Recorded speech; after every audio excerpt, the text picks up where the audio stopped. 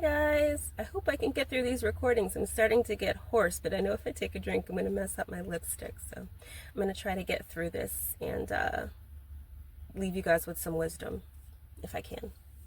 So one thing I wanted to do is give you a description of the visual I have in my head when I talk about different lives. So on the other side, it's hard to imagine like how all of these lives look in a visual space because it's happening in a place like without boundaries, without the 3D boundaries that we have in the 3D world.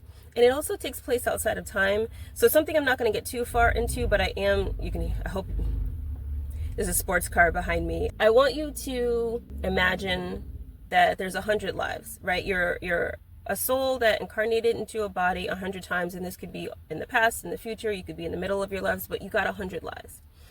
The way I see it is there's a long hallway, and kind of like a hotel hallway, and there's 50 doors on the left and 50 doors on the right, and they each have a number 1 through 100. And this place exists in the Tesseract, basically, like outside of space-time, outside of the 3D, and outside of time. And what I was going to say before the car came was because the other side doesn't have time in it, your lives technically happen at the same time. I know that's weird. I'm not going to get into it, but technically all of your lives, past, present, future, happen at the same time because time doesn't exist on that side. It's very strange. Don't ask me. So there's a hallway with the 50 doors on each side, and you can take a peek into each of these lives by opening the door, and inside is a room.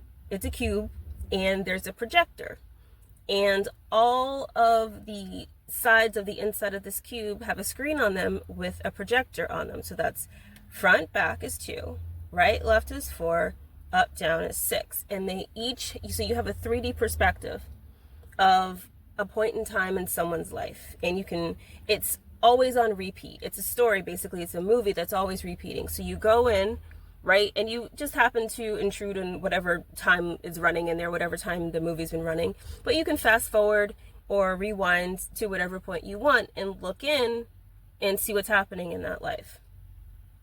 Again, not going to get into it, but you can, there is a theory that you can also change things. You can actually go in and change things that happened in past lives and change things that happen in the future and change things that happen in real life. I'm not there yet. I can't explain that, but let's just go with the assumption that your past lives have happened already, and you can go in and look at them like a past life regression. You can go in and look at a certain point in a past life to get answers, to obtain knowledge, to pass information to them, to give them knowledge that you have now back then, and maybe back then you would consider that channeling or witchcraft, but yeah, you can interact in some kind of way. But you can do that in all 100 of your lives, in all 100 of those rooms.